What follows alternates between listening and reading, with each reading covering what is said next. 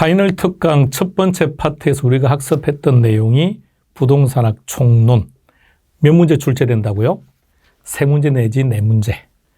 그러면 총론에서 제일 중요한 파트가 첫 번째가 부동산의 분류, 부동산의 특성, 부동산의 개념.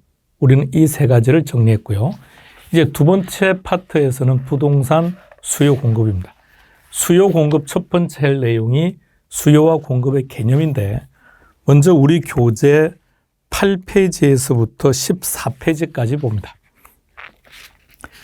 8페이지에서 14페이지까지. 여기가 수요 공급 파트가 됩니다. 그러면 수요 공급에서는 몇 문제가 출제가 되느냐? 3문제에서 5문제까지. 자, 그런데 부동산학 총론 파트에서 4문제가 출제가 된다면 부동산 학이란 무엇이냐가 나올 거예요. 근데 3문제가 출제가 된다면 우리가 다루었던 부동산 개념까지. 그런데 수요 공급 파트에서는 3문제가 출제가 되든 5문제가 출제가 되든 지금 우리 특강 교재에 나와 있는 내용들이 다 나옵니다. 그럼 차이점이 뭐냐? 3문제만 출제가 되면 수요 공급에서 질문할 내용들은 100% 다 물어볼 수 있습니다. 그런데 5문제가 출제가 되었다는 얘기는 동일한 내용이 반복해서 출제가 되었다는 얘기죠. 그러니까 어떤 부분에서는 지문 하나로 나왔는데 지문 하나로 출제되었던 부분이 독립해서 단독 문제로서 또 출제가 되었다는 얘기입니다. 따라서 8페이지에서부터 14페이지까지는 버릴 게 하나도 없습니다. 물론 지금 교재 내에 있는 내용은 하나도 버릴 게 없습니다. 다 하셔야 되는 내용이지만. 그럼 일단 제목들을 좀 봅시다. 8페이지. 수요 및 공급의 개념은 최근 10년 기준으로 보면 한 번은 출제가 안 됐습니다. 9번은 항상 한 문제씩 출제가 되었던 파트, 올해도 변함없이 출제가 될 거고요. 그 다음 10페이지 보시면 수요 및 공급의 변화 요인하고 탄력성의 이론을 잡았는데 이 파트는 올해 가볍게 지문 하나 정도로 나올 가능성이 많은 파트입니다. 다음 12페이지. 파이널 체크 6번에 보면 균형점의 이동, 이유 불문하고 한 문제. 다음 탄력성 14페이지. 탄력성은 계산 문제 출제될 것이고 이론 출제가 되면 2문제. 계산 문제가 출제가 안 된다면 이론이고요. 자, 그런데 이렇게 생각합시다. 개론에서 계산 문제는 일단 기본적으로 9문제입니다. 개론 계산 문제가 가장 많이 출제되었을 때가 10문제가 출제가 되었었고요. 그리고 최근 5년 기준으로 보면 계속해서 9문제가 출제되고 있습니다. 그렇다면 올해도 일단 9문제는 출제가 될 것이고 출제가 더 많이 된다면 10문제까지 가능하다는 뜻이겠죠. 그런데 몇 문제가 출제가 되던 계산 문제는 기출문제 범위를 절대로 벗어나서 학습할 이유가 없습니다.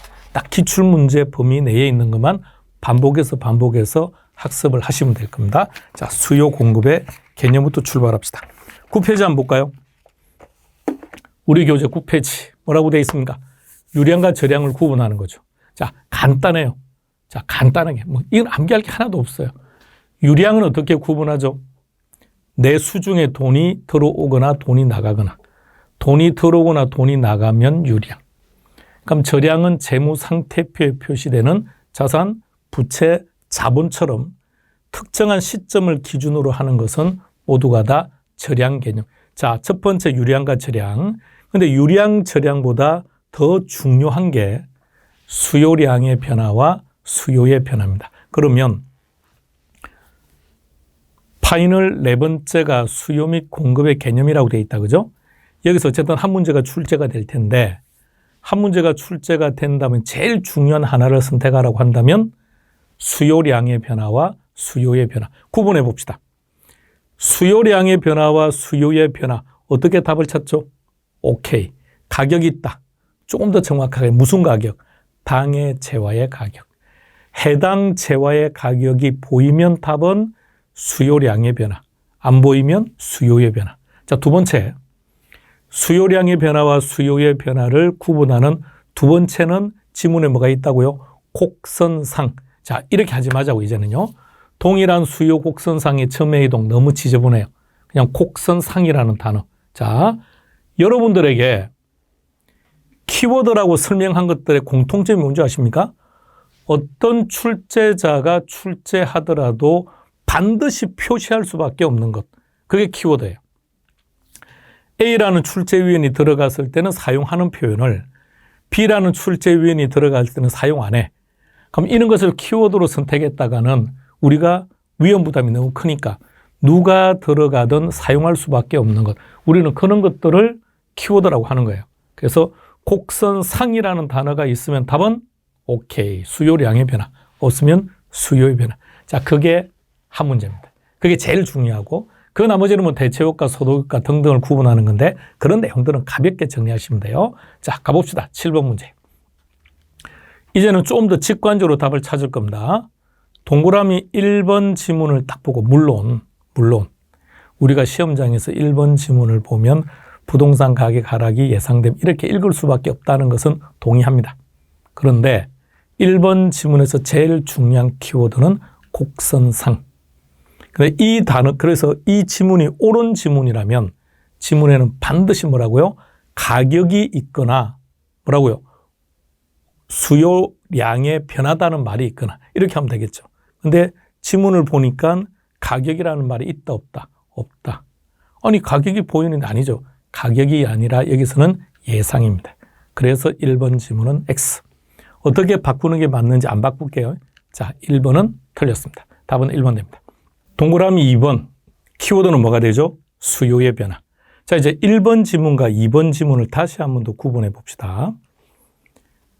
수요량의 변화, 수요의 변화. 구분하는 기준은 딱 두 가지예요. 하나는 가격, 하나는 곡선상. 그러니까 가격이 보이거나 곡선상이라는 말이 보이면 수요량의 변화고 아니면 수요의 변화가 되는 거죠. 그럼 동그라미 1번 같은 경우는 곡선상이라고 했는데 가격이 없다 그죠? 예상이죠. 그래서 틀린 것이고.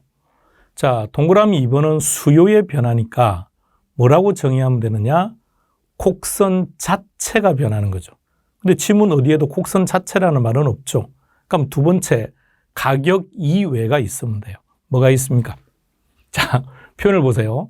그러니까 동그라미 2번 같은 경우 지문에 소득이 있거나 금리가 있거나 주가가 있으면 되는데 그런 말은 안 보이죠. 그런데 잘 보세요. 동일한 가격 수준이라는 말은 무슨 뜻일까요? 가격은 안 변했다는 얘기죠. 그럼 가격이 안 변했다는 말은 뭐가 변했다는 뜻일까요? 가격 이외가 변했다는 얘기입니다. 그래서 2번은 정확한 표현입니다. 동그라미 3번. 동그라미 3번에서는 우리가 네 가지를 세팅하기로 했죠. 수요량, 공급량, 수요 가격, 공급 가격. 같이 해볼까요? 시작. 수요량부터 시작. 수요량, 공급량, 수요 가격, 공급 가격 네 가지 중에 딱 하나만 달라요. 그게 뭐죠? 공급 가격만 최소. 나머지는 최대. 동그라미 4번으로 갑시다. 표현을 잘 봐요. 동그라미 4번을 보시면 내용을 쭉 설명하고는 제일 마지막에 소득 효과 때문이다 또는 대체 효과 때문이다 이렇게 나와요. 지문을 다시 한번 잘 보세요. 동그라미 4번 같은 경우는 내용을 쭉 설명하고는 이것은 대체 효과를 설명한 것이다. 소득 효과를 설명한 것이다. 이렇게 지문이 제시된다고요. 소득 효과를 설명한 것이다. 소득 효과 때문이다. 똑같은 내용입니다. 자, 그러면 이런 경우는 우리가 어떻게 답을 판단을 해야 되느냐? 만일 이 지문이 옳은 지문이라면 소득 효과를 설명한 것이다. 이 지문이 옳은 지문이라면 지문에는 반드시 실질 소득이 있어야 됩니다. 근데 만일 지문에 실질 소득이 없으면 대체 효과 때문이다. 이렇게 나와야 옳은 지문이 됩니다. 다른 생각은 일절 하지 마세요. 대입도 하지 마세요. 대체 효과 그런 거 대체제 또 해서 콜라 사이다 그런 거 가져오지 마세요. 아무것도 하지 마세요. 다시 갑니다. 동그라미 4번 내용을 설명한 후에 대체 효과 때문이다, 소득 효과 때문이다고 나왔을 때 답은 어떻게 판단하느냐? 지문에 실질 소득이라는 단어가 보이면 소득 효과 때문이다. 실질 소득이라는 단어가 안 보이면 대체 효과 때문이다. 그것만 딱 기억하시기 바랍니다. 5번 워낙 많이 나오죠. 토지의 특성에서도 출제가 되고 수요 공급 파트에서도 출제가 되는데 보다 더 정확하게 정리하셔야 돼요. 한 번 더 정리합시다. 공급은 두 가지로 구분한다, 그죠? 물리적 공급도 있고 경제적 공급도 있고. 근데 물리적 공급은 된다, 안 된다? 안 된다. 용도적 공급은 된다. 그런데 물리적 공급은 왜 안 되는 겁니까? 부정성 때문에. 근데 용도적 공급은 왜 가능한 건가요? 용도의 다양성 때문에. 자, 그렇다면 물리적 공급이 안 되는 것은 부정성 때문이라고 했는데 공급 곡선의 형태는 수직. 탄력도로 표현한다면 어떻게 한다고요? 완전 비탄력. 그런데 용도의 다양성 때문에 용도적 공급, 경제적 공급은 가능하다는 거죠. 공급이 가능하다고요. 그럼 공급 곡선은 어떻게 된다? 우리가 늘 그리는 그 공급 곡선의 형태, 우상향하는 형태가 만들어집니다. 따라서 경제적 공급 곡선은 용도적 공급 곡선은 우상향하는데 이유가 뭡니까? 그러면 용도의 다양성. 여러분 여기서는 단어 하나하나 정확하게 봐야 돼요. 경제적 공급을 물리적 공급이라고 표현해버리면 그냥 틀리는 겁니다. 답은 1번 됩니다. 표현 하나하나 잘 보세요. 여러분 이 범위 절대 못 벗어나요. 이 안에서 문제가 다 나와요. 자, 유량, 절량 한번 그래도 정리는 하고 가야 되니까. 자, 유량과 절량을 구분할 때 일단 동그라미 1번에 보이는 자산이죠. 자산, 부채, 자본, 재무 상태표에 표시되는 거죠. 이들은 전부 다 뭐가 된다고요? 절량이죠. 2번에 가격, 절량. 3번은 이렇게 한번 봅시다. 설명을 이렇게 잘 들어보세요. 수요량, 공급량, 거래량, 건축량, 생산량 전부 다 유량. 자, 한 번 더 말합니다. 수요량, 공급량, 건축량, 생산량 전부 다 유량. 재고량은 절량. 유량과 절량을 구분하는 또 하나의 방법이 유량은요, 활동치라고 말해요. 생산량, 수요량, 공급량, 거래량, 활동치. 그 활동치의 결과, 그게 재고죠. 그 재고는 절량. 보급률도 마찬가지죠. 결과치죠. 그래서 이것도 절량. 5번에서 포인트는 공급량이 아니라 신규 주택. 만일 동그라미 5번에서 말입니다. 신규 주택 대신에 재고 주택 공급량이 너무 어떻게 됩니까? 그렇죠. 절량이죠. 그러니까 동그라미 5번에서 신규 주택이라는 단어가 없으면 공급량, 생산량만 보고 유량을 결정하겠지만 그 앞에 공급량 앞에 신규 주택이나 재고 주택이라는 말이 있을 때는 그 신규 주택과 재고 주택 가지고 우리가 답을 결정해야 됩니다. 따라서 답은 5번 됩니다. 앞서 진도 설명한 것처럼 한 번 더요. 지금 우리가 다루고 있는 테마 4는 수요 공급의 개념이고 한 문제 필히 나옵니다. 최근 10년 기준으로 딱 한 번 안 나왔다 그랬죠. 그러니까 9번 나왔다고 10년 동안. 그런데 여기서 제일 중요한 걸 선택하라고 한다면 수요량의 변화와 수요의 변화를 구분하는 것과 유량과 절량의 종류를 기억하는 거예요.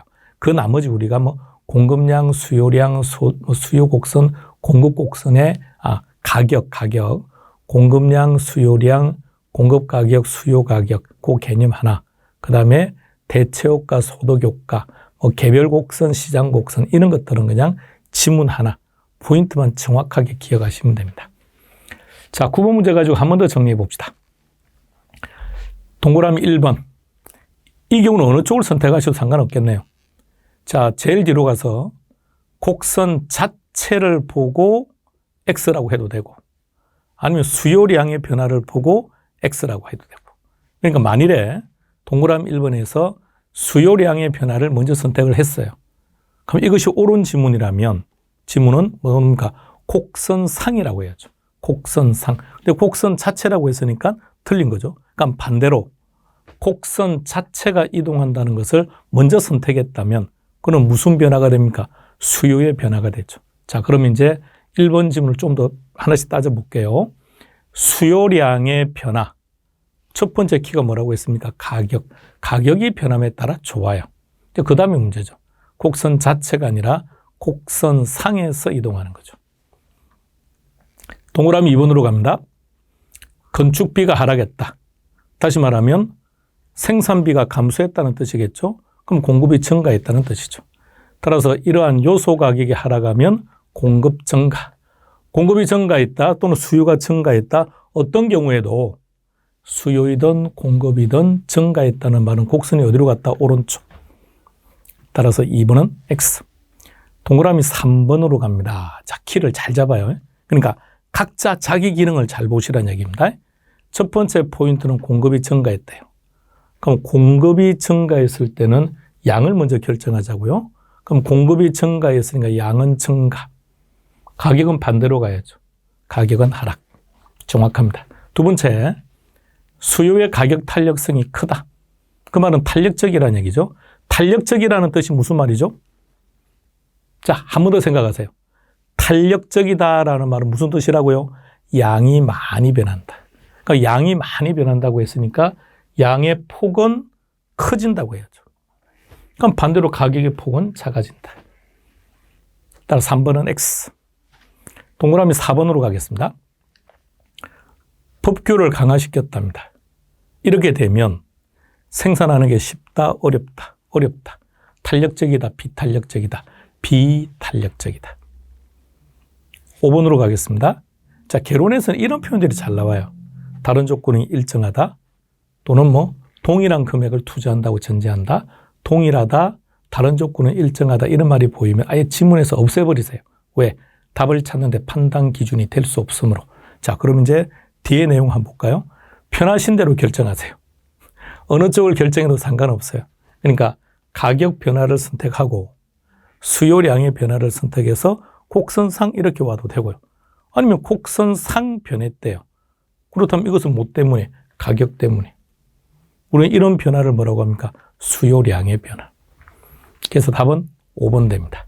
수요와 공급의 개념이었습니다. 하나도 놓치면 안 돼요. 그러니까 지금 7번, 8번, 9번 세 문제를 다뤘죠. 이 세 문제, 그러니까 여러분 답을 외우는 게 아니에요. 답을 외우는 게 아니고 지금 지문을 외우는 게 아니고 7, 8, 9에서 보여드렸던 이 형태대로 이유 없고 무조건 한 문제가 나올 테니까 정확하게 개념 파악해 두셔야 돼요. 그리고 특히나 동그라미 3번은 앞으로 또 나올 겁니다. 3번은 워낙 출제 빈도가 높기 때문에. 자, 파이널 5로 가겠습니다. 이번 시간에는 변화 요인과 탄력성에서 기본적으로 체크할 걸 한번 체크하고 갈게요. 자, 10번 문제. 다음 중 수요 곡선을 우측으로 이동하는 요인을 찾아라 그랬는데 어떻게 출제할까 하다가 실제 시험장에서는 이렇게 안 나와요. 왜냐하면 한 문제죠. 보기가 5개죠.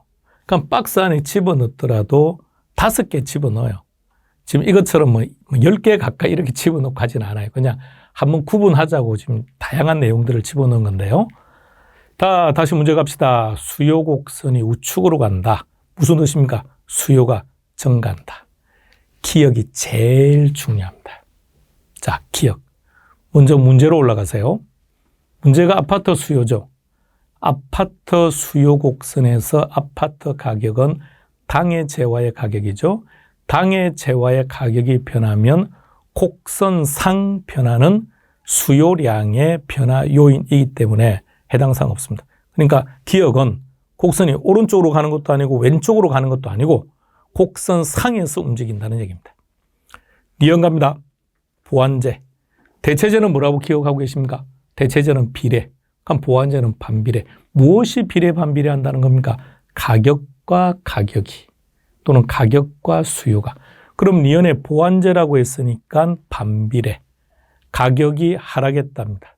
그럼 가격이 하락했으니까 상대적으로 당해 부동산의 가격은 상승 또는 수요는 증가. 다음 디귿으로 갑니다. 취득세나 재산세. 세금이 인하되었으니까 수요는 증가. 역시 우측입니다. 그럼 니은과 디귿은 다 맞다는 얘기죠.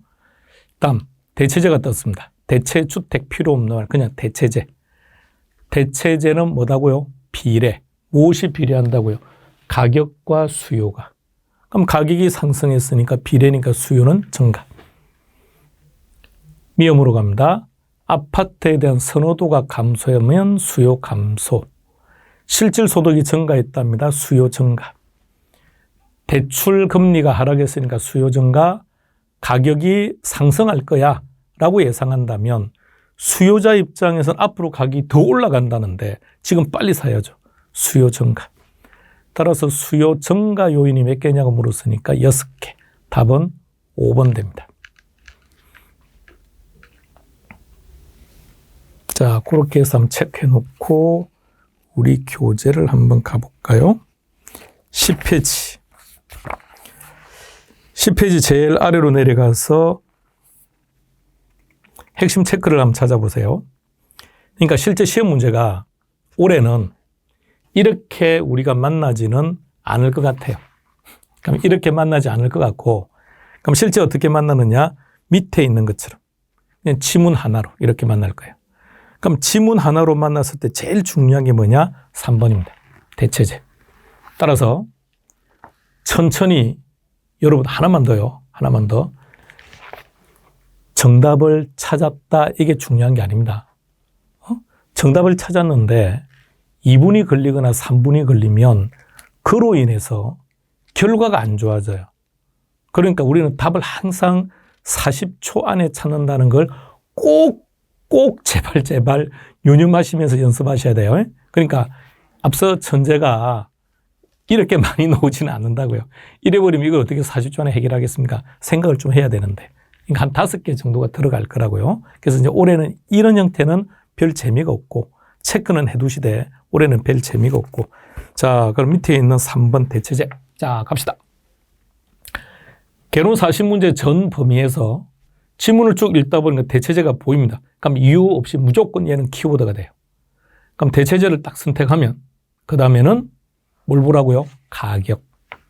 가격을 찾고 그 다음에는 비례. 자, 찾아갑시다. 3번 대체제죠. 그러면 가격이 있는지를 빨리 찾는다고요. 가격이 나와 있다, 그죠? 가격이 상승했다. 그럼 비례로 가야죠. 가격이 상승했으니까 그 뒤에 수요가 증가하고 가격은 상승한다. 이런 식 형태. 다음 2번을 한번 보세요. 2번. 2번의 첫 번째 키가 뭐라고요? 대체제. 가격이 있는지 찾으세요. 제일 앞에 가격이 하락했다 그랬죠. 비례라고 했죠. 그럼 제일 뒤로 가서 비례니까 가격 하락. 또는 그 자리에 수요가 있다면 수요 감소. 이렇게 대체제 꼭 정리해 두셔야 됩니다. 4번과 5번은 공급인데 공급에서 변화 요인은 시험 문제가 99% 생산비예요. 그런데 4번과 5번 지문을 보시면 그 어디에도 생산비라는 말이 없어요. 그죠? 그러니까 생산비라는 표현을 어떻게 표현하는지 한 번 더 숙보기에서 체크해 두시기 바랍니다. 암기할 내용은 아니고요. 자, 4번 갑시다. 건축 자재 가격이 상승했다. 무슨 말입니까? 생산비가 증가했다. 그럼 생산비가 증가했으니까 공급은 어떻게 됩니까? 감소. 5번 노동자 임금, 시멘트 가격, 이거 다 생산비죠, 생산비. 결론은 이러한 요소 가격이 하락했다. 생산비가 감소했으니까 공급 증가. 그래서 올해 시험 문제는 위에 있는 10번 문제, 11번 문제 스타일이 중요한 게 아니라 그 핵심 체크에 나와 있는 이런 형태의 문제가 중요합니다. 지문 하나로 만날 가능성이 많을 겁니다. 특히 대체제에 포인트를 두고 기억하시기 바랍니다. 자, 이 문제 한번 볼까요? 지문들을 쭉 보세요. 5개. 일단 답 찾는 게 아니고 5개를 쭉 보세요. 어떤 느낌? 아, 저런 것들이 생산비구나. 자, 기억은 업체 수고요. 니언 생산비, 디귿 생산비, 리얼도 생산비, 미움도 생산비. 다 생산비. 그런데 단 하나도 생산비라는 단어를 안 쓰고 있다는 겁니다. 이게 최근의 출제 트렌드죠. 문제로 갑니다. 다음 중 공급 곡선이 좌측으로, 즉 공급이 감소하는 요인을 찾으랍니다. 기억. 업체 수가 많아졌습니다. 건설회사 수가 많아졌다고 했으니까 공급은 증가하겠죠. 곡선은 우측으로 갈 겁니다. 니언. 원자재 가격이 상승했다. 생산비가 증가한 거죠. 그럼 공급 감소니까 좌측 정확합니다. 다 디귿 갑니다. 원가가 절감되었다. 원가 절감이니까 곡선 어디로 갑니까? 원가가 절감되면 공급량은 더 많아지겠죠. 따라서 우측으로 공급은 증가. 다음 리얼로 갑니다. 건설용 토지 가격 여기까지. 이게 무슨 말입니까? 주택 건설용 토지 가격이 생산비 하락했다. 그럼 생산비가 하락했다는 말이니까 공급 증가. 미음. 자, 말은 길어요. 분양가 상한제 폐지로 인해서 필요 없는 말이죠. 자, 그 다음에 나와요. 분양 가격 상승을 예상한다. 이거는 생산비가 아닙니다. 예상. 자, 어떤 예상을 한다고요? 가격이 상승할 것이라고. 누가? 공급자가. 자, 여러분들이 건설사가 되세요. 자, 내가 건설업자예요. 우리가 건설업자입니다. 그런데 앞으로 가격이 상승할 거야 라고 예상이 된다면 지금 생산할 겁니까? 안 할 겁니까? 지금 생산할 필요가 없죠. 가격이 상승하고 난 다음에 공급량을 증가해야 수입이 증가할 테니까. 결론은 공급 감소, 곡선은 좌측. 따라서 전체 5개 중에 곡선을 좌측으로 이동시키는 요인은 2개. 답은 2번. 자, 10번, 11번이었습니다. 자, 교재 다시 봐요. 10번, 11번 문제보다는 밑에 있는 게 중요하다고 했습니다. 자, 12번 문제입니다. 이 문제를 만나면 탄력성 계산 문제가 별도로 출제되지 않을 것이고요. 이 문제가 출제가 되지 않으면 탄력성 계산 문제를 만나게 될 겁니다. 자, 문제를 좀 정확하게 봐두셔야 됩니다. 정확하게 실수하기가 딱 좋은 문제입니다. 기억, 뭘 구하라고 했습니까? 가격 탄력성 하는 순간 실수합니다. 다시 한번 정확히 읽어보세요. 공급의 가격 탄력성, 공급의 가격 탄력성. 더 정확하게 실수 안 하려면 아파트까지 보는 게 제일 좋아요. 왜냐하면 문제를 보시면 아파트도 있고 연립도 있죠. 근데 아파트 공급의 가격 탄력성인데 실수로 연립주택의 정보를 보면 안 되니까. 그러니까 좀 더 정확히 보셔야 됩니다. 기억, 아파트 공급의 가격 탄력성. 그럼 가격 탄력성 분모는 가격이죠. 분자는 양이죠. 그런데 수요라면 수요량이지만 공급이니까 공급량이죠. 그러니까 이 문제에서는 4%가 아니고 6%가 올라가야 된다는 얘기입니다. 분모, 가격은 5%, 분자, 공급량은 6%. 그러니까 5분의 6이 됩니다. 1.2. 다시 한 번 더요. 왜 절대값 사용 안 했다고요? 그렇죠. 가격 탄력성은 수요이든 공급이든 가격 탄력성은 절대값이니까. 따라서 1.2. 그런데 보기를 보면 1.2라는 말이 안 보입니다. 그러면 가격 탄력성은 기준이 얼마라고요? 1. 다시 한 번 더요. 수요의 가격 탄력성과 공급의 가격 탄력성은 99.9%가 똑같아요. 차이점이 있다면 수요의 가격 탄력성은 수요량, 공급의 가격 탄력성은 공급량이라는 것만 제외하면 나머지는 다 똑같아요. 그러니까 나머지는 1절 생각하실 필요 없고 가격 탄력성 기준은 1. 1일 때를 뭐라고 말합니까? 단위 탄력적이다. 1보다 크죠? 탄력적이다. 자, 두 번째는 뭘 구하라고 했냐면 아파트와 연립주택의 관계입니다. 재화 2개죠. 그럼 재화가 2개라면 대체재이거나 보완재겠죠. 그런데 대체재인지 보완재인지는 어떻게 결정해야 됩니까? 아니요. 여러분들이 결정해야 돼요. 다시 한 번 더. 아파트와 연립주택 즉 재화가 2개다. 그죠? 콜라 사이다, 커피 설탕 이렇게 재화가 2개가 제시가 되면 이 둘의 관계는 대체재이든지 보완재이든지 둘 중에 하나라고요. 그렇다면 대체재인지 보완재인지는 어떻게 결정합니까?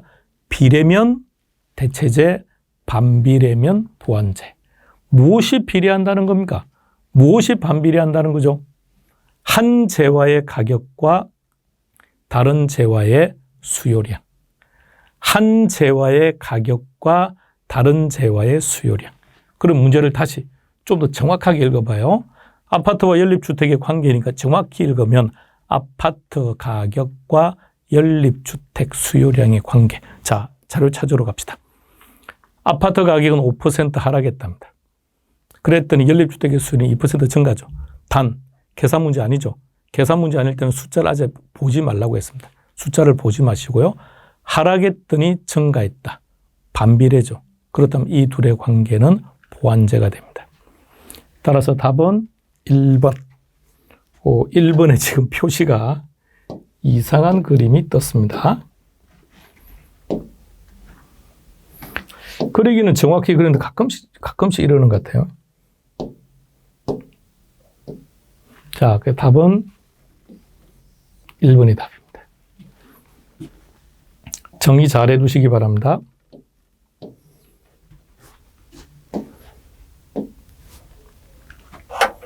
다음 문제 하나 더 정리합시다. 탄력성 이론 문제는 어떤 형태로 출제가 됩니다. 그런데 지금 13번 문제 안에는 탄력성에서 나올 수 있는 이론 문제를 다 언급했습니다. 그럼 시험 문제는 이렇게 출제되는 게 일반적인 스타일. 가끔은 이 중에 어느 특정한 내용만 가지고 한 문제로 출제되기도 하는데 그거는 정해져 있어요. 뭐냐면 수요의 탄력성 결정 요인, 공급의 탄력성 결정 요인. 가령 예를 들어서 1번, 2번요. 1번, 2번, 3번 같은 경우 4번도 5번도 마찬가지네요. 1번, 2번, 4번, 5번. 1번, 2번, 4번, 5번. 결론은 3번만 제외하면 나머지는 똑같은 표현들입니다. 1번부터 갑시다. 측정하는 기간이 길다. 다른 말로 바꿔보세요. 뭐라고요? 장기. 장기가 되면 수요이든 공급이든 탄력적이다. 동그라미 2번으로 갑니다. 생산 요소를 쉽게 얻을 수 있는 상품이다. 그러면 생산이 가능하다는 뜻이겠죠. 그럼 더 탄력적이다. 3번 수입과 탄력성의 관계입니다. 탄력성과 수입의 관계. 자, 동그라미 3번 보시고 제목 읽고 답 읽고 시작. 탄력성과 수입과의 관계. 답은 BB. 자, 다 같이 합니다. 문제 읽고 답 읽고. 자, 문제부터 시작. 탄력성과 수입과의 관계. 답은 뭐가 된다고요? BB. 그래서 동그라미 3번에서 3번 지문을 보시는 것처럼 이렇게 지문 하나가 나와요. 그러니까 우리 입장에서 뭐가 불편하냐면 아예 그냥 한 문제로 나와버리면 탄력성과 수입이라는 딱 내용에 국한해서 지문들을 볼 텐데 지문 하나로 툭 튀어나오면 당장 이게 뭐지? 뭘 물어보는 거야? 이거 생각한다고 시간을 다 뺏겨버립니다. 그래서 빨리빨리 그걸 판단하는 경험을 갖추시기 바랍니다. 갑니다. 탄력성과 수입과의 관계에서는 탄력성을 먼저 결정하셔야 됩니다. 자, 탄력적이래요.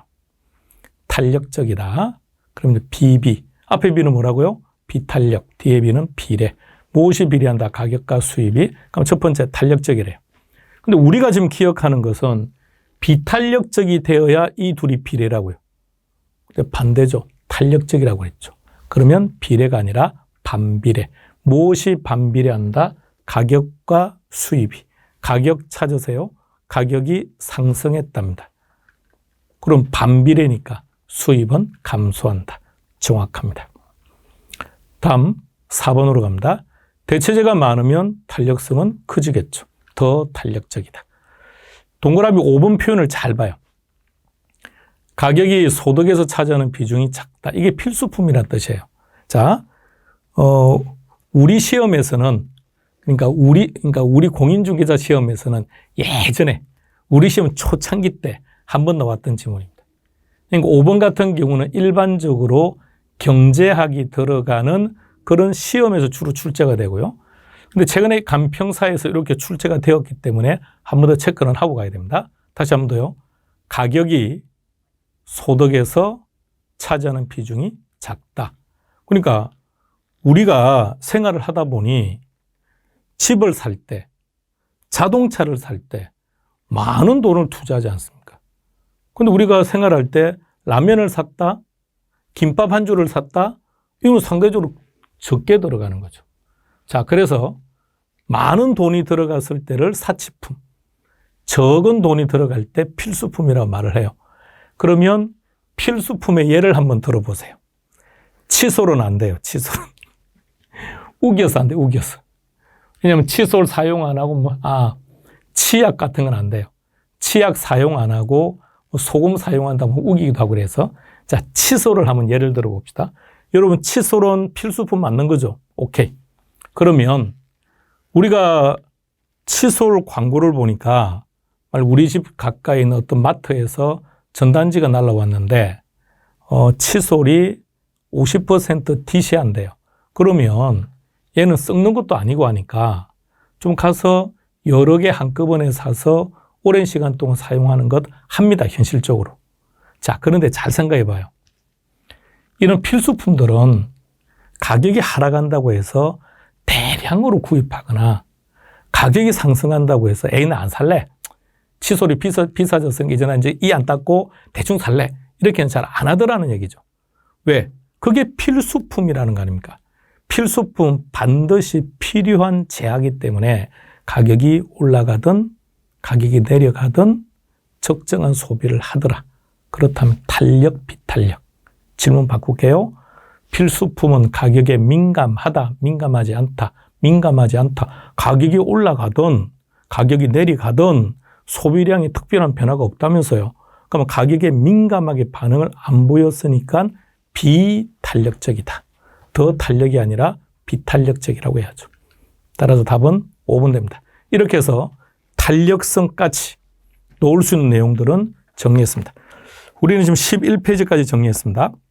자, 10페이지에 파이널 체크 5를 다시 한번 더 보세요. 파이널 체크에서 탄력성 이론 이 부분은 그냥 한 문제로 잡으려고 하다가 그냥 같이 잡은 거예요. 왜냐하면 수요 및 공급의 변화 요인 10번, 11번 문제가 올해는 그 형태로 놓을 가능성이 적다고 했죠. 그 아래쪽에 놓을 가능성이 많다 그랬죠. 아래쪽 형태로 출제가 되면 지문 하나로서 어디서 출제가 되느냐면 8페이지에서 출제가 될 거예요. 수요 공급의 개념 쪽에서. 그래서 결과적으로 파이널 체크 5에서 여러분들에게 전달하려고 했던 포인트는 탄력성입니다. 탄력성. 이론 형태에서 놓을 수 있는 형태는 여기 다 제시했습니다. 중요한 내용들입니다. 잘 정리해 두시기 바랍니다.